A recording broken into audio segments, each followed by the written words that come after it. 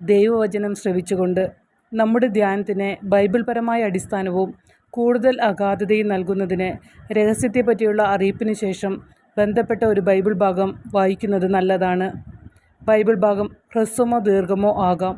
അത് സാഹചര്യത്തെ ആശ്രയിച്ചിരിക്കും. ദൈവനിവേശിത വചനത്തെ ഫലദായകത്തോടെ കിടപിടിക്കാൻ മറ്റൊരു വാക്കിനും കഴിവില്ല. നാം അത് ശ്രവിക്കുമ്പോൾ അത് ദൈവവചനമാണെന്നും ഇന്നേക്കായി പറയപ്പെടുന്നതാണെന്നും എനിക്ക് വേണ്ടി പറയപ്പെടുന്നതാണെന്നും നമുക്ക് തീർച്ചയുണ്ട്.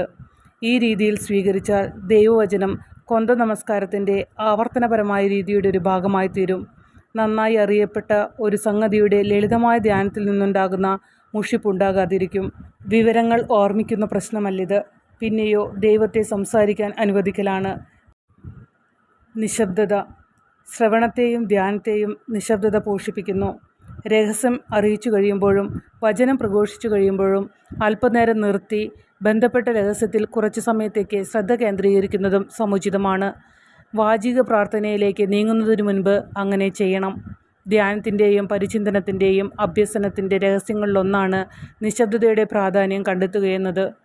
സാങ്കേതികവിദ്യയും സാമൂഹ്യ സമ്പർക്ക മാധ്യമങ്ങളും അതീശത്വം പുലർത്തുന്ന സമൂഹത്തിൻ്റെ ഒരു കുഴപ്പമാണല്ലോ നിശബ്ദത നേടാൻ കൂടുതൽ പ്രയാസമുണ്ടാകുക എന്നത്.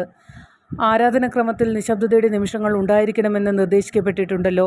അതുപോലെ കൊന്ത നമസ്കാരം ജപിക്കുമ്പോഴും ദൈവവചനം ശ്രവിച്ചു കഴിഞ്ഞ് കുറച്ചു സമയം നിശബ്ദത പാലിക്കുന്നത് സമുചിതമാണ്. ആ സമയത്ത് മനസ്സൊരു പ്രത്യേക രഹസ്യത്തിൻ്റെ ഉള്ളടക്കത്തിൽ കേന്ദ്രീകരിക്കുന്നു.